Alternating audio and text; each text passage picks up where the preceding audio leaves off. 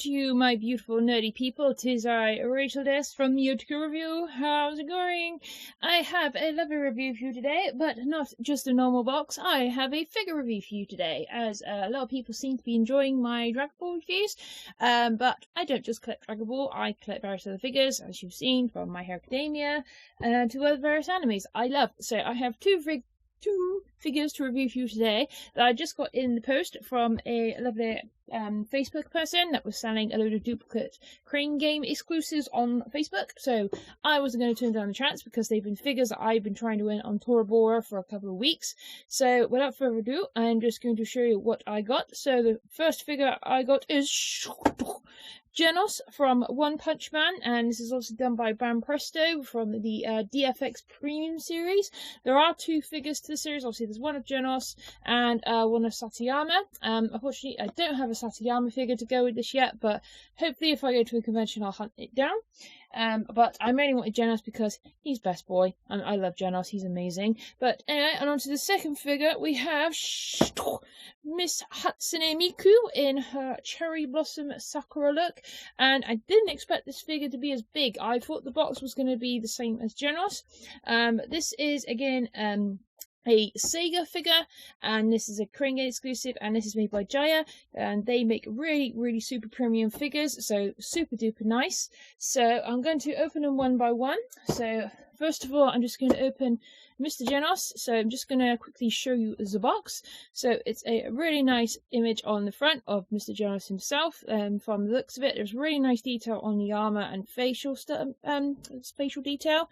And it's pretty much kind of like the same with most figure boxes. You have just still images and obviously One Punch Man. I actually just finished watching season 2. I thought it was pretty darn good, actually, in my opinion. A lot of people didn't like it because I was kind of dubious about the new animation studio taking it on, but they did a pretty damn good job. And oh my god, the last fight scene with the bad guy, oh my god, that was just so epic. But if you haven't watched it, watch season 2 of One Punch Man if you've already watched the first season, because it is still bloody good. But anyway, this is the back of the box. Again, just another long still image, and then on the top, just the One Punch Man logo.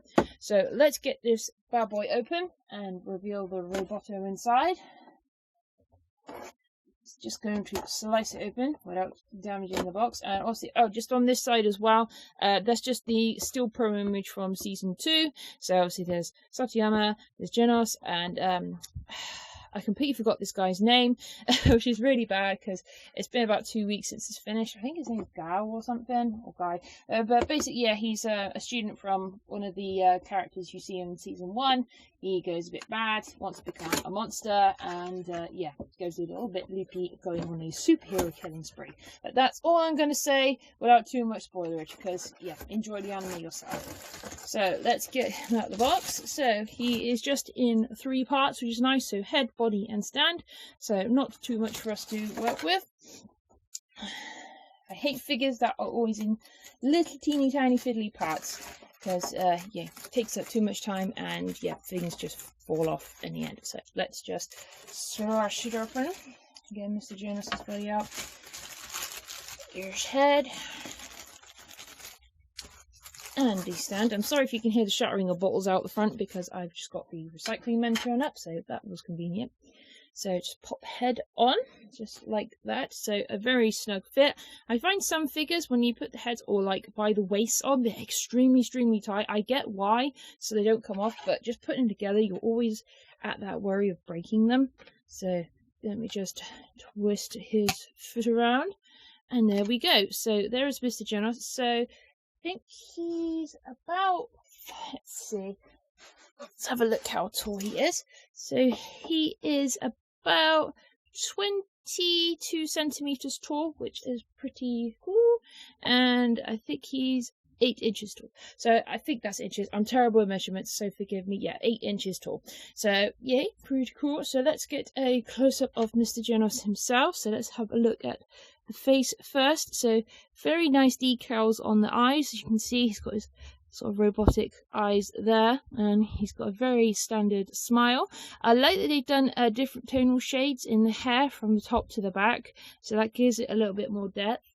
and they've done a pretty good paint job on the mecha arms that he has, so awesome. And I like that he's kind of doing a pose like he's about to, you know, sort of do a power up attack. That's pretty cool. One figure I would love them to make is one of them where he's in his like full Iron Man like gun mode, because oh my god, when he does that, that's just so freaking cool. And he has just a very basic sort of tank top on, because he has to use his robot powers, which mainly consist of his arms, and whenever he uses his powers, you know, they come out of his back and the shirt just burns off, so not much to worry about there. And he's got some basic trousers on and some shiny shoes. So a very, very nice figure indeed. So super happy with that. And as always, I'm just going to shut the box up, make it nice and tidy, and then we can crack on with the second figure. So let us go to Miss Hatsune Miku. And I've been looking forward to getting this figure because I love anything with cherry blossoms on, and I love Miku because she is super cute. And the figures they're currently releasing for the Crane Games, adorable, and they're releasing a lot of sports release ones, and I think there's a couple of beach ones coming out, obviously being the summer, so it's super cool. And there's also, just around on the box, so we have the lovely front image showing Miss Miku herself, and then obviously just some promo images in some Sakura shaped little stills. And again, same on the other side, and on the back is just all the information. Obviously, this is a Sega product because this is from the Sega Crane Game or Game Center, which is cool. I'd love to go to the Sega Game Center. And there's just a little instruction there just to show you how to put Miss Miku together. So she is in about 1, 2, 3, 4, 5, 6 parts. So I might have to pause the video to put her together because it looks like she's going to be a little bit tricky, because usually with some Miku figures the ponytails can be extremely heavy and weigh the figure down. So let's get her out of the box. Excuse the plastic noise. Oh my god, this figure is huge! She is so much bigger than I thought. So let's just get a general look at her in the plastic. So there she is. She's amazing, and she's like a pearl less pink metallic color, which is also really nice. So I'm just going to get her out of the packaging and put her together, and I'll show you what she looks like. Okay, so here we have the lovely Miss Miku put all together. So this figure is absolutely gorgeous, and I'm just going to show you some quick details to her. So as you can see, she's got a lovely, lovely paint job to her, and this lovely metallic pearlesque paintwork is gorgeous, and the decals on her face are really well done. And she's even got these little very pale pastel sakura flowers on her hair and even on her pigtails, so really cool. And I love this amount of colour that's in her. I was seriously not expecting this level of detail in this figurine. See, she has her lovely little flower, so you can hold it whatever way you like, so wherever she looks like she's about to smell it, or whether she's offering you a lovely little flower for cherry blossom season. And she's got some lovely decal. I love that they kind of break it down with little bits of green here and there on her, just to not make it all full pink. But yeah, again, really cute. And I love the little cherries in her hair. Unfortunately, one got caught behind while I was adjusting it because I was trying to get all the pigtails on the stands. And speaking of the stands, so as you can see, she has 2 plastic stands just to balance out her hair, just to, so it makes it look a little bit more flowy. If you don't have it, it kind of sags, and then obviously you'll strain the joints on the pigtails. And here you see her lovely sort of little boots, her very, very high boots, by the way, and almost like a clearish pink plastic, which I kind of like actually. It's very neonish, but not too in your face, and it's just little decals on the sides of her legs, and just some little breaks of white as well here, like little zippers sort of things. And she's got some little chunky heels, and again decals there on the sides. And if I just turn her around, you can see again all the really, really nice details of the flowers on her pigtails. And there's the cherries on her hair, which I think are really super cute. They're huge, but they're not ridiculous, if you know what I mean. And then just to the back of her uniform, there's even like some very nice, very subtly shaded creases on her back, which are kind of cute.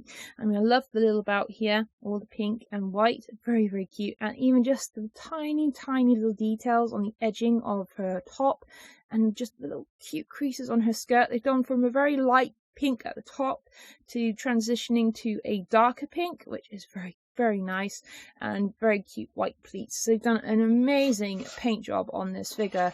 It's really super nice. And just on her sleeves here, you've got her little Vocaloid keyboard, which is cute, and her tattoo, obviously, of Vocaloid 1, because she is number one. Number one, Miku-chan. Miku me. That's a different franchise, but I see Miku and I hear Miku. So again, a extremely cute figure, and I love the base as well. As you can see, again, it's covered in very nice pastel cherry blossoms, and it's not too big a base. I like round bases personally because they don't take up as much space, especially if you're displaying it in a cabinet. It's still very, very cute. So there we have it, guys. That is the figure review for the minute. I just got these two. I am sort of cutting down on figures at the minute, so these are my sort of last two sort of major sort of figure spends. But if there's any other figures in my collections you've seen in the background that you'd like me just to have a look at, then please let me know. Otherwise, I will still be doing box reviews now and then. But just heads up, guys, I have now cancelled my Loot Anime and Loot Wear because I'm still waiting on 4 months worth of packages, and I just got a nonsense email from them today saying, oh, it will be shipped out by the end of this month, and yeah, that's not really good enough. I kind of want a refund. But anyway, enough about that. I'm just giving you a heads up. If you're expecting any Loot Anime, I won't be doing it soon. So anyway, guys, I hope you enjoyed my lovely but random figure review. And if you want to get these, just look online. I highly recommend Neon Martian or Anime Z UK. They are probably the best figure shops to go to get figures that don't give you a massive import charge. But anyway, guys, until next time, I am going to say sayonara and stay nerdy, stay happy, and keep collecting. Bye!